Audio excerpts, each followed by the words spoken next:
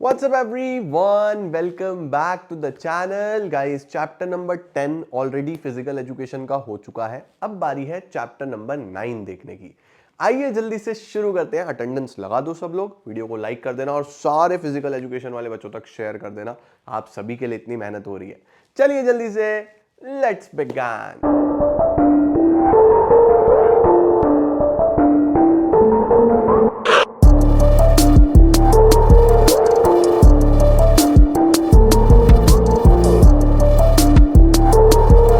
आइए बच्चों शुरू करते हैं। बाबू चैप्टर का नाम है साइकोलॉजी एंड स्पोर्ट्स। सबसे आसान चैप्टर, तुम मजे में कर लोगे, मुझे लगता है 20-25 मिनट में पूरा हो जाएगा। आओ शुरू करते हैं।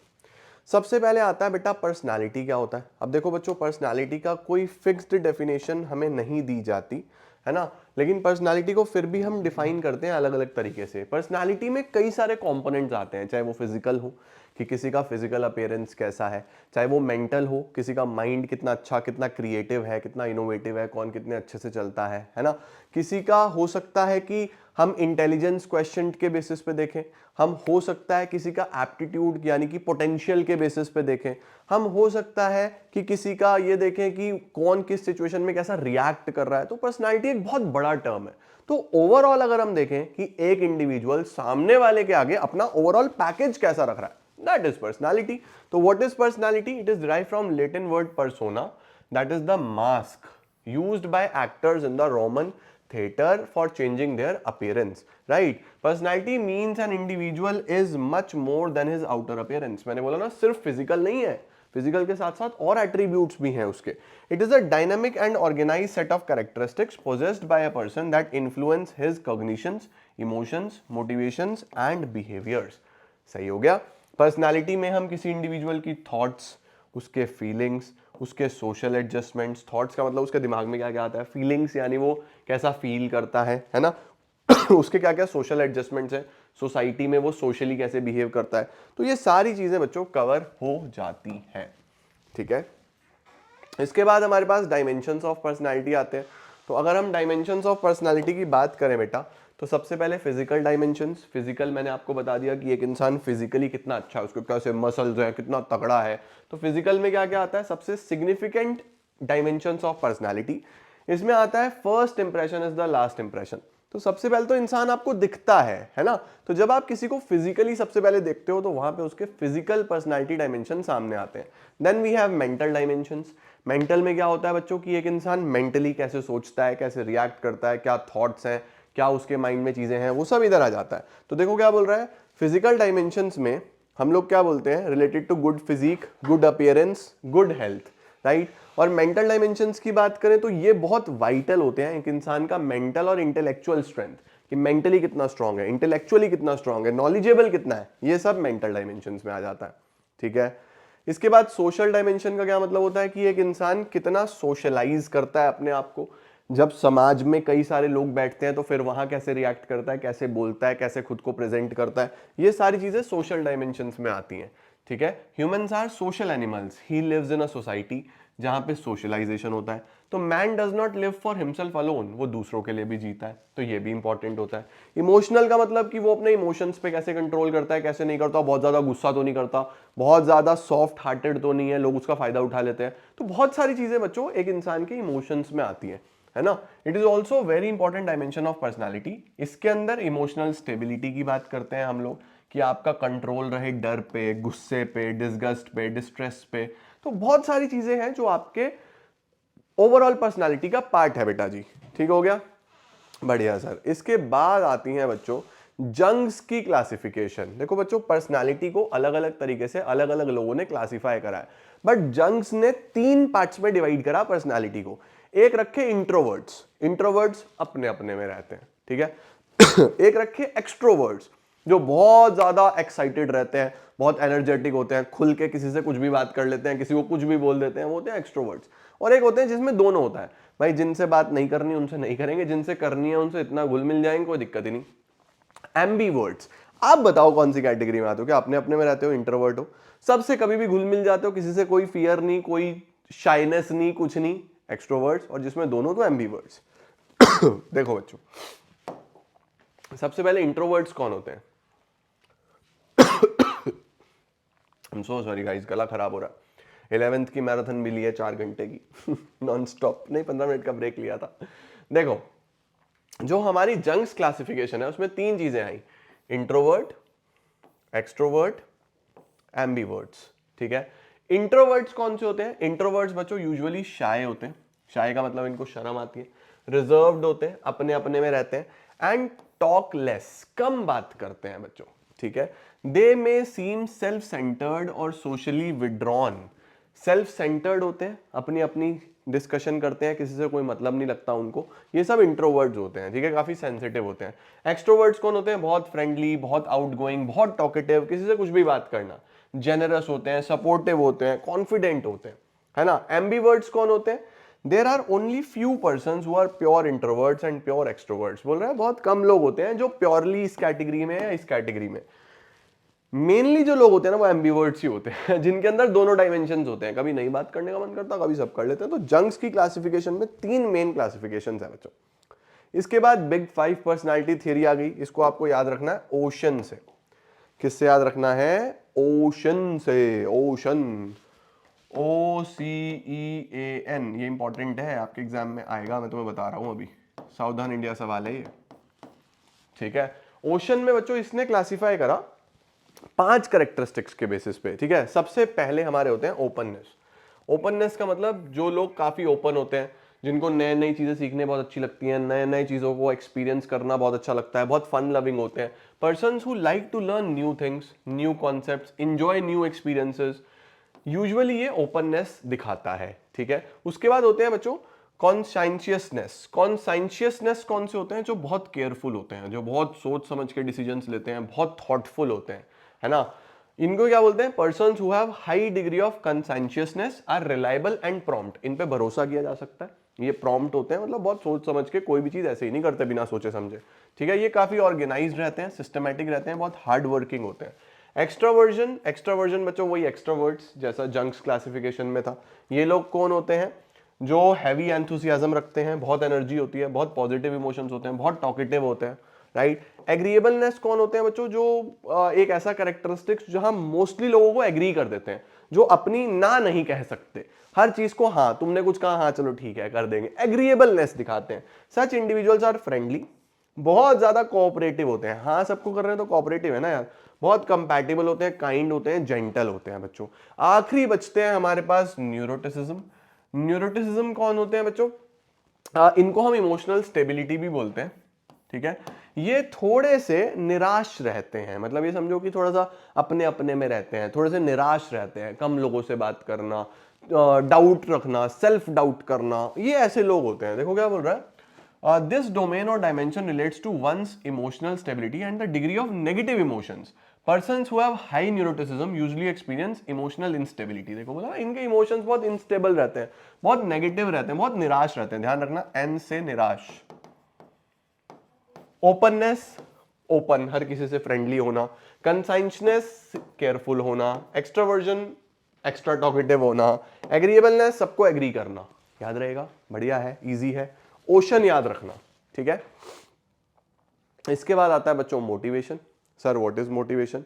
मोटिवेशन का मतलब होता है बच्चों ये एक साइकोलॉजिकल फिनोमिना है जहां पे आपको एक इंटरनल पुश आता है, इंटरनल डिजायर आता है कि आप किसी भी स्पोर्ट में बहुत अच्छा कर सकते हो या आप कोई भी एक्टिविटी कर सकते हो। जैसे जब आपको एक इंटरनल आवाज आती है ना, कोई आपको बाहर से पुश नहीं करता, जब आप इंटरनली खुश होते हो तो आप एक्सट्रीमली मोटिवेटेड होते हो। तो देखो क्या बोल रहा है, it is one of the main psychological factors which affects performance. Motivation means to be inspired to do something. ठीक है, जैसे मैं बहुत मोटिवेटेड रहता हूं काम करने के लिए, तो मैं सब कुछ कर रहा हूं बच्चों के लिए, भाई अकाउंट्स करा दिया, बिजनेस करा दिया, इको करा दिया, ईपी करा दिया, फिजिकल करा दिया, क्लास 11th की लाइव लेके बैठा हूं अभी 4 घंटे की, बट फिर भी मेरे अंदर एक जज्बा है कि यार करना है बच्चों के लिए, यार अब नहीं करेंगे तो कब करेंगे। तो इंटरनल फीलिंग आ रही है टू डू समथिंग, बच्चों के लिए करना है कैसे भी करके। तो ये सब क्या है, मोटिवेशन का कमाल है। Definition of motivation is to give reason, enthusiasm, interest that cause a specific action or behavior. Motivation present होता है बच्चों हर दिन हर रोज हमारे आसपास। ठीक है, कितने प्रकार के मोटिवेशन होते हैं? इंट्रिंसिक, जो अंदरूनी हो, जो अंदर से आए, है ना। बोल रहा है when a person indulge in any sport to have mastery, to display superiority और to gain social approval it is an intrinsic motivation, यानी वो अपने आप ही वो करना चाहता है कि मुझे स्पोर्ट में अच्छा होना है ना, दिस इज इंटरनल।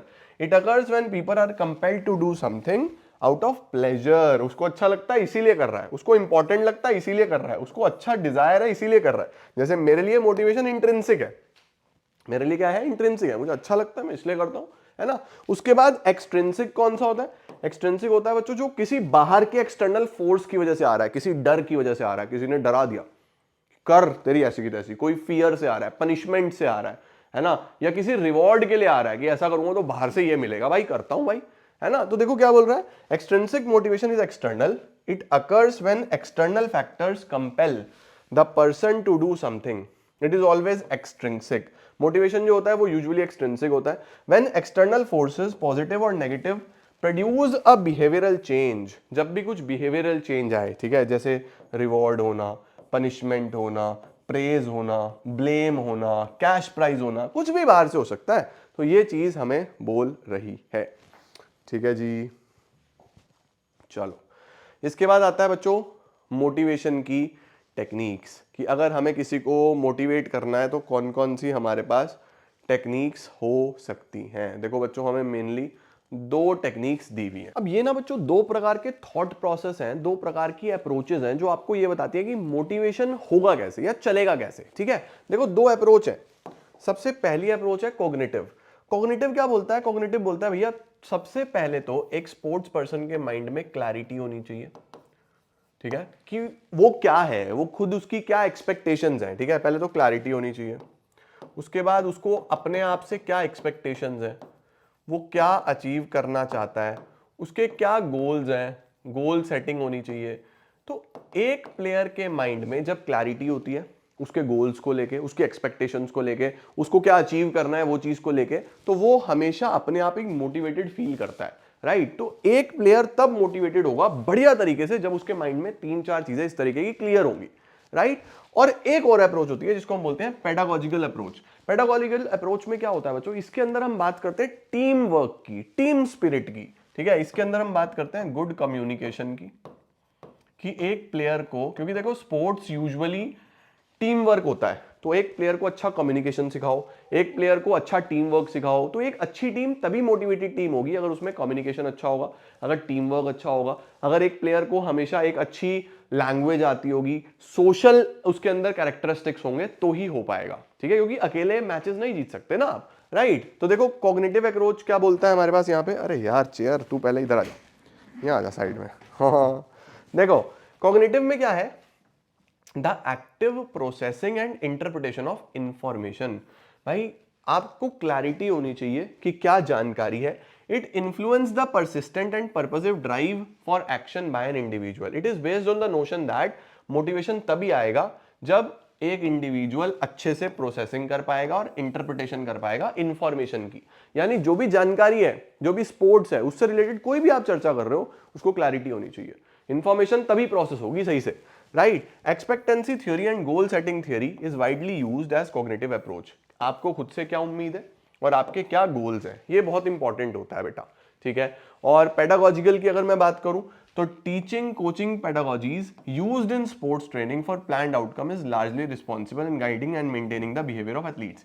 ये तो बेसिक बोल रहा है कि हम जब एक अच्छी टीम को अच्छा कम्युनिकेशन, अच्छा टीम वर्क, अच्छा टीम स्पिरिट, ये सब सिखाते हैं तो वो हाईली मोटिवेटेड टीम निकल के आती है, ठीक है। Adequate communication, maintenance of positive relations, team work during training is an essential component influencing the motivation of athletes, ठीक हो गया बच्चों।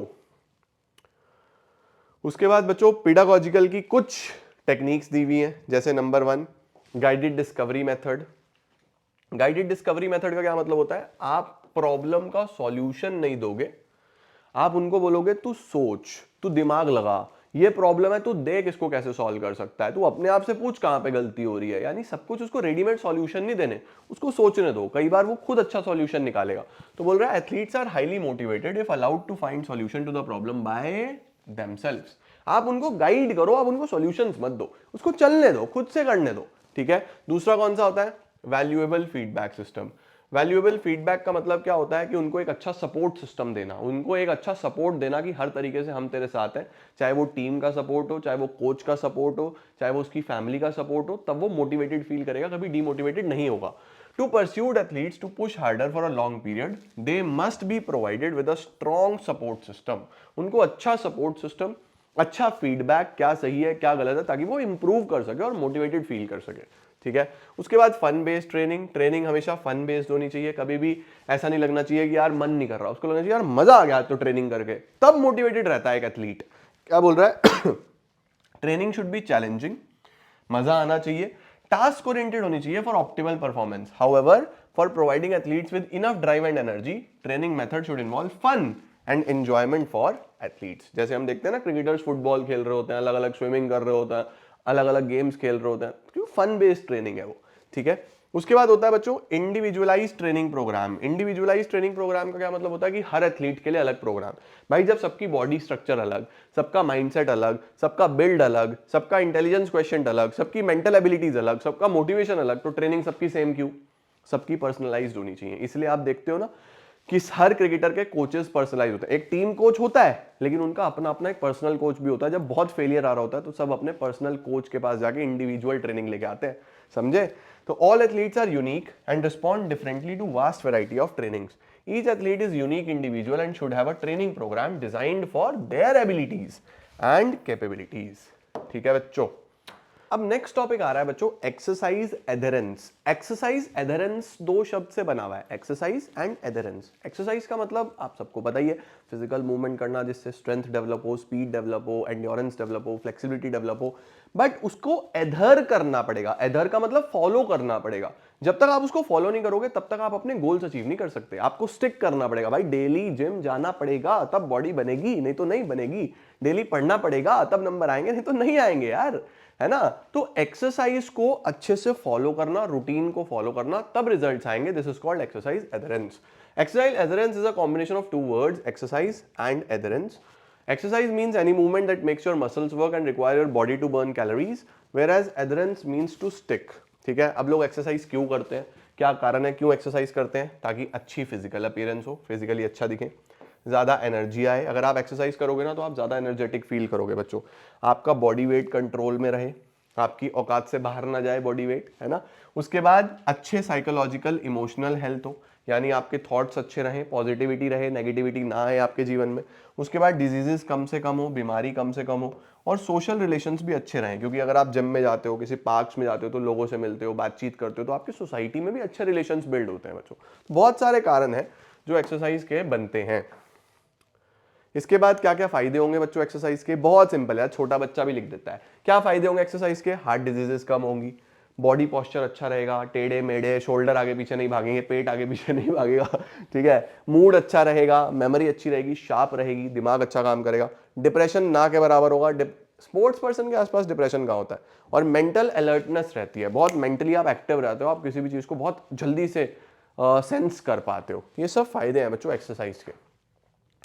इसके बाद आता है स्ट्रैटेजीज फॉर एनहांसिंग एडहेरेंस। अगर आपको एक्सरसाइज को फॉलो करना है तो आपकी क्या स्ट्रैटेजीज होनी चाहिए, यानी आप कैसे एक रूटीन को फॉलो करके चल सकते हो। सबसे पहला है गोल सेटिंग। भाई सबसे पहले गोल होना चाहिए।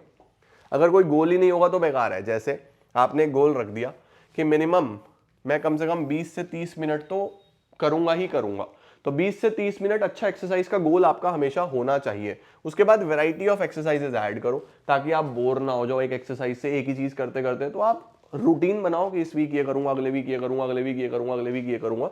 तो गोल सेटिंग होनी चाहिए, फिर वैरायटी ऑफ एक्सरसाइज ऐड होना चाहिए, सोशल सपोर्ट एनहांसमेंट होना चाहिए। सोशल सपोर्ट एनहांसमेंट का क्या मतलब है?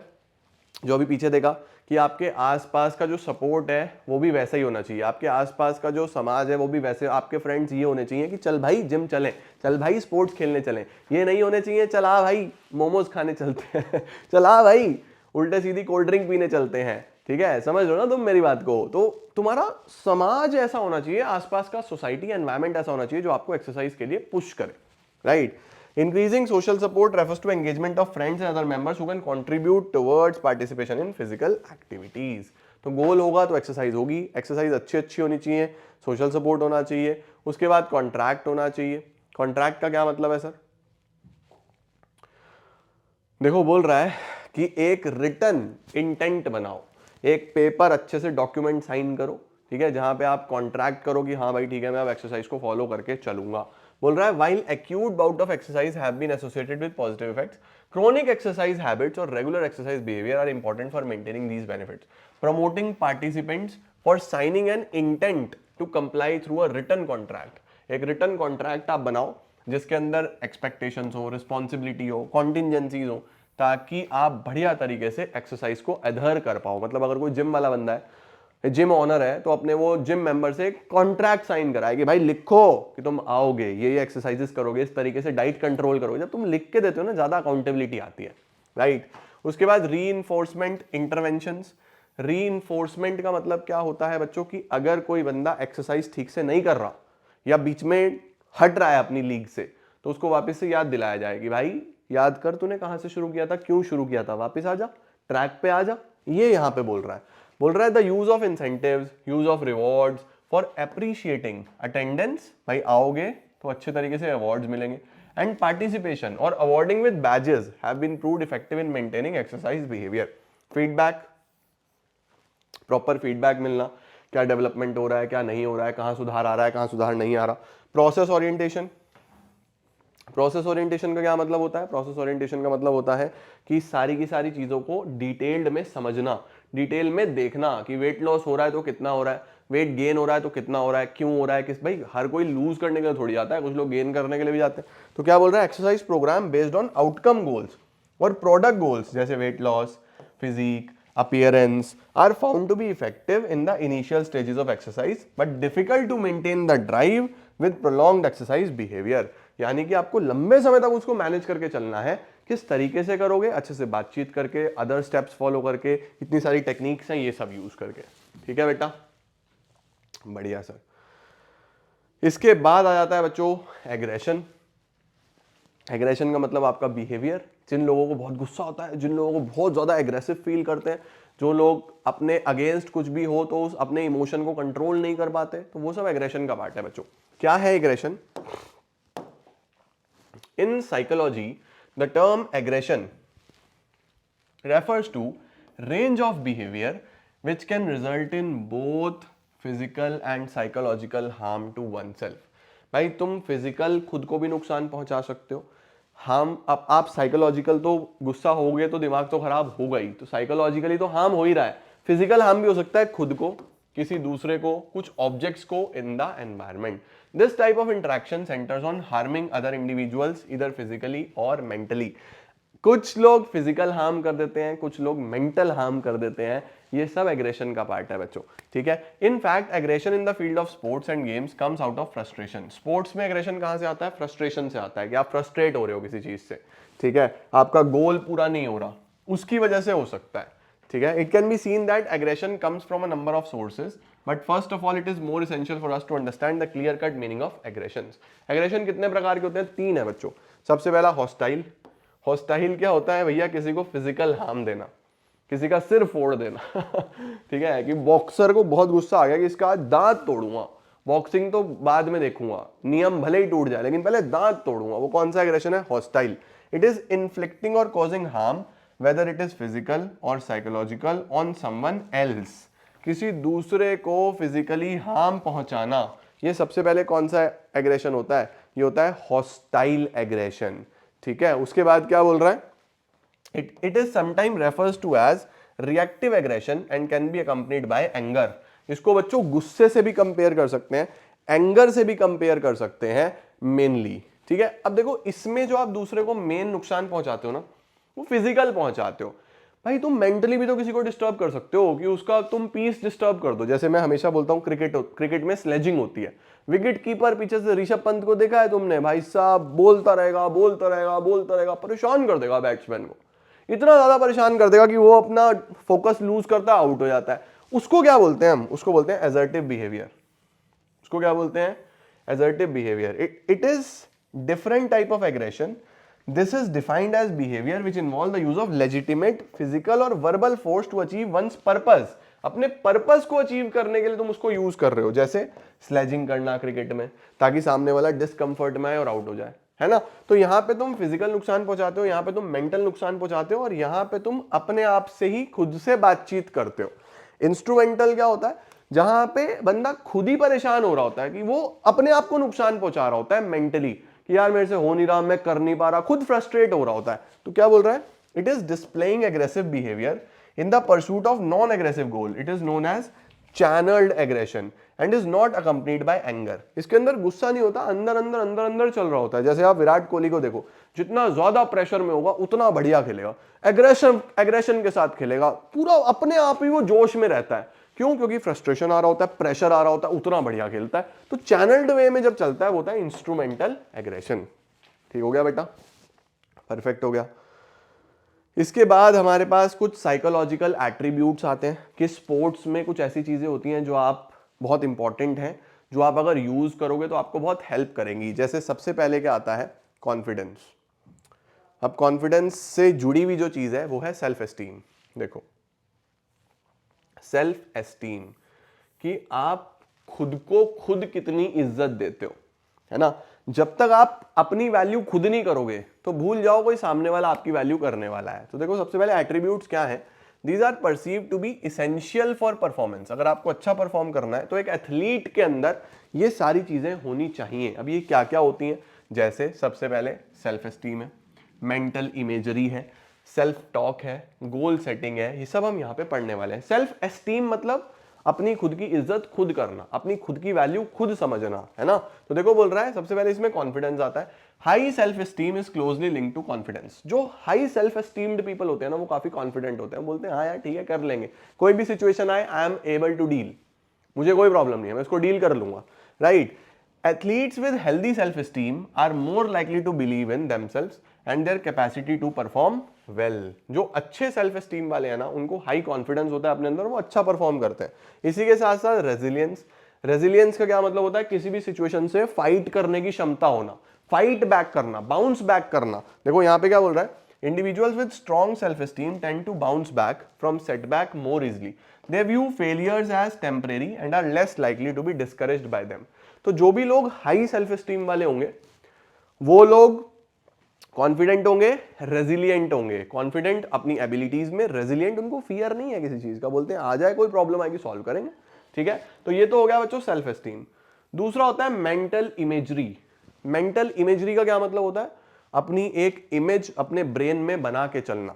ठीक है, आप बहुत लोगों को देखते होंगे कि वो हमेशा बहुत काम रहते हैं, जैसे एम एस धोनी की बात करता हूं मैं, उनका मेंटल इमेजरी बहुत काम है, बहुत कंपोज्ड है, कोई भी सिचुएशन आ जाए आपको रिलैक्स दिखाई देंगे, वो उनकी मेंटल इमेजरी वैसी है। देखो मेंटल इमेजरी का क्या मतलब होता है, विजुअलाइजेशन। आप ऑलरेडी सारी चीजें विजुअलाइज कर चुके हो कि ये होगा, कोई बात नहीं, वो बहुत, उनको स्ट्रेस नहीं होता किसी भी चीज का, क्योंकि वो ऑलरेडी उस चीजों को इमेजिन कर चुके होते हैं, उनके दिमाग में पहले वो इमेज बन चुकी होती है ना। तो मेंटल इमेजरी क्या होता है, अपने दिमाग में पहले से ही चीजों को सेट कर लेना, आप पहले ही वो थॉट्स अपने अंदर ले चुके हो, आपका जो सबकॉन्शियस माइंड है वो ऑलरेडी उन चीजों को जानता है, तो जब रियल में हो रहा है आपको फर्क ही नहीं पड़ रहा। तो क्या बोल रहा है, देखो mental imagery is a powerful tool that involves creating a mental picture of desired outcome. क्या अचीव करना चाहता हूं मुझे पहले से पता है, मैं खुद से बात कर चुका हूं, है ना। आगे बोल रहा है athletes can use this to enhance their performance by mentally rehearsing their actions. ठीक है, उसके बाद स्ट्रेस रिडक्शन। जब आप इस तरीके की चीजें करते हो तो आपका स्ट्रेस अपने आप ही एक रिड्यूस लेवल पे चलता है। बढ़िया। उसके बाद how to practise imagery. How to practise imagery. Imagery practice करने के लिए बेटा बहुत सारी हमारे पास डिफरेंट मॉडल्स और स्ट्रैटेजीज दी गई है, यहां पे हम उस पर बहुत ज्यादा चर्चा नहीं करेंगे। ठीक है, इसके बाद आता है सेल्फ टॉक। सेल्फ टॉक आता है खुद से बात करना। अगर आपने कभी क्या, अभी रिसेंटली विमेन्स वर्ल्ड कप हो रहा था, तो उसमें हमारी एक क्रिकेटर है जेमिमा रॉड्रिक्स, उनको कभी बैटिंग करते देखना, वो खुद से बात करती रहती है। वो हर बॉल फेस करने का, अरे यार यहाँ नहीं, यहाँ खेलना था, अरे यार इसको ऐसे नहीं ऐसे खेलना था, अरे यार इसको वहां, खुद से बात करती है। That is self talk. किसी भी एथलीट के अंदर ये स्किल उसको बहुत हेल्प करती है, वो खुद को समझाता रहता है, मतलब उसको कोई और नहीं चाहिए मोटिवेट करने, खुद को खुद ही मोटिवेट करता रहता है, खुद से खुद ही बात करता रहता है, किसी भी प्रॉब्लम में आएगा खुद से बात कर लेगा। लोग बोलते हैं यार ये पागल पागल है, नहीं भाई वो बहुत स्किलफुल इंसान है, समझे। देखो क्या है, it is defined as an overt और कोवर्ट पर्सनल डायलॉग। ओवर्ट और कोवर्ट का मतलब होता है अपने आप को समझाना पॉजिटिवली और negatively, in which the athlete interprets अपनी फीलिंग्स, अपने परसेप्शंस, अपने कन्विक्शंस, अपने आप को इंस्ट्रक्शंस देना, रीइंफोर्समेंट देना. It is a very effective technique to control thoughts and to influence feelings. ठीक हो गया बेटा. अब अगर आपको एक अच्छा सेल्फ टॉक चाहिए तो वो ब्रीफ होना चाहिए, सिंपल होना चाहिए, आपकी स्किल से जुड़ा हुआ होना चाहिए, है ना, और जो सिचुएशन चल रही है उसके अनुसार होना चाहिए. उसके बाद सेल्फ टॉक कितने तरीके का होता है? बहुत सारे तरीके का सेल्फ टॉक होता है बच्चों. जैसे नंबर 1 टास्क स्पेसिफिक, है ना. टास्क स्पेसिफिक का क्या मतलब होता है कि जो चीज आप कर रहे हो उससे related. Task specific statements relating to technique category of self talk refers to the words और statements that reinforce the technique. अपनी टेक्निक सुधारने के लिए आप सेल्फ टॉक करते हो तो वो टेक्निक स्पेसिफिक होता है. उसके बाद encouragement and effort. Encouragement and effort का मतलब कि खुद को एनकरेज करना कि क्या बात है यार, कभी कभी मुझे पढ़ाने के बाद ऐसा लगता है क्या वीडियो बनाई, तो सेल्फ टॉक करता हूं मैं खुद को एनकरेज करने के लिए, right. Self talk refers to words और statement that provide self encouragement and preserve और टू ट्राई हार्डर, जैसे यू कैन डू इट, है ना. उसके बाद आता है mood words category of self talk. Mood words category का क्या मतलब होता है? जहां पे आप अपने मूड के अकॉर्डिंगली खुद से बात करने से खुद को समझाने का प्रयास करते हो कुछ ना कुछ. It refers to words that precipitate an increase in the mood और अराउजल. आप अपने मूड को बूस्ट करने की हेल्प करते हो किसी भी प्रकार से. For example the mood words hard और blast might be used in conjunction with a plain football और सॉकर. ठीक है, ओके. जैसे हमने गोल कर दिया तो बहुत हार्ड भाई, बहुत हार्ड, राइट. ब्लास्ट यार, क्या शानदार काम करा यार, है ना. ये सेल्फ टॉक के क्या फायदे होते हैं बच्चों? नंबर 1 आप एक सेल्फ एफिकेसी डेवलप कर लेते हो, मतलब आपके पास आपका एक बॉस है जो आपको हर टाइम हेल्प कर रहा है. दूसरा आपकी स्किल डेवलप होती है. तीसरा आपका मूड अच्छे तरीके से आप बिल्ड कर सकते हो या चेंज कर सकते हो किसी भी सिचुएशन से. एफर्ट कंट्रोल कर सकते हो, आपके इमोशंस बहुत ज्यादा बहेंगे नहीं, फ्लो नहीं करेंगे, आप खुद को कंट्रोल कर पाओगे. और आप अपनी अटेंशन और कॉन्सेंट्रेशन को एक जगह रख सकते हो, वो इधर उधर नहीं जाएगी. जा रही होगी तुम खुद को समझा लोगे, अरे भाई रुक जा, कहां जा रहा है, ऐसे. ठीक है, बढ़िया हो गया. इसके बाद होता है बच्चों गोल सेटिंग. ये तो बहुत सिंपल है. गोल सेटिंग में तो आपको अपने गोल्स बहुत क्लियर कट अपने ब्रेन में रख लेने हैं. जैसे आपका गोल है अच्छे मार्क्स लेने हैं, पूरे पूरे नंबर लेने हैं, किसी भी प्रकार से लेने हैं, है ना. तो देखो बोल रहा है goal setting is a mental training technique that can be used to increase an individual commitment towards achieving specific standards on a task within a specified time. ध्यान रखना बच्चों, गोल हमेशा एक टाइम बाउंड होना चाहिए. बिना टाइम बाउंड गोल बेकार गोल होता है. हमेशा there should be a time जिसके अंदर आपको वो गोल अचीव करना है. ठीक है. It is a process of establishing a level of performance which should be reached within a prescribed time. It is known as goal setting. कितने प्रकार के गोल्स हो सकते हैं? आउटकम गोल्स, यानी कि एंड रिजल्ट, मुझे क्या चाहिए, मेरा क्या फाइनल आउटकम है. देन दूसरा बच्चों हमारे पास परफॉर्मेंस गोल होता है. परफॉर्मेंस गोल में हम मेनली ये चेक करते हैं कि मेरी विद टाइम परफॉर्मेंस कैसी हो रही है, मेरी कितनी प्रोग्रेस मैं चाहता हूं, वो सारी की सारी गोल सेटिंग करना. ठीक है. उसके बाद आखिरी होता है प्रोसेस गोल. प्रोसेस का मतलब होता है कि मेरा बिहेवियर क्या रहना चाहिए through out the sport, through out the tournament, मुझे अपने आप से क्या एक्सपेक्टेशन है, वो पूरा प्रोसेस, पूरी जर्नी, उसके रिलेटेड गोल सेट करना. ठीक है. It focus on specific behaviour और task throughout a competition, training और स्पेसिफिक टास्क. ठीक हो गया. इसके बाद बच्चों आपको गोल कैसे सेट करने चाहिए, ये बेसिक प्रिंसिपल्स है, मतलब रीड ओनली है. स्पेसिफिक गोल्स होने चाहिए, मेजरेबल होने चाहिए, ऑब्जर्वेबल होने चाहिए, क्लियरली आइडेंटिफाइड होने चाहिए कितने समय में करना है ना. मॉडरेटली डिफिकल्ट गोल्स होने चाहिए, मॉडरेट टू डिफिकल्ट, बहुत आसान नहीं होने चाहिए और ऐसे भी नहीं होने चाहिए कि अनअचीवेबल है मेरे लिए, ऐसे भी नहीं होने चाहिए. गोल्स लिखित में होने चाहिए, उनकी मॉनिटरिंग होनी चाहिए, राइट. तो ये एक रीड ओनली टॉपिक है बेटा, इसको एक बार रीड कर लेना. ठीक है. उसके बाद बच्चों अगर आप गोल सेट करते हो तो क्या फायदे होते हैं? आप काफी अटेंटिव रहते हो क्योंकि आपके पास पता होता है कि आपको क्या चीजें करनी है, तो आप अटेंटिव रहोगे. परसिस्टेंस आपके अंदर आ जाएगी. परसिस्टेंस का मतलब होता है कि आप बहुत डिसिप्लिन से काम करोगे, आप कोई भी चीज स्किप नहीं करोगे. उसके बाद आप अपने एफर्ट्स को मोबिलाइज करते हो, आप उठ के मूव करना शुरू करते हो, आलस नहीं होता, लेजीनेस नहीं रहती आपके अंदर. नई नई लर्निंग टेक्निक्स आप डेवलप करते हो, विद टाइम नई नई चीजें सीखते हो और मोटिवेटेड तो रहते ही हो. जब गोल होता है तो मोटिवेशन भी सामने ही होता है. ये था बच्चों हमारा एक चैप्टर 9. मुझे उम्मीद है कि आप लोग को बिल्कुल बढ़िया तरीके से क्लियर हो गया होगा. इसके अंदर अगर कोई और दिक्कत आती है तो just let me know in comment section. कल मिलते हैं, कुछ और नए चैप्टर्स करेंगे, चीजों को आगे बढ़ाएंगे. ठीक है. Thank you so much everyone, keep growing, keep glowing and keep smiling.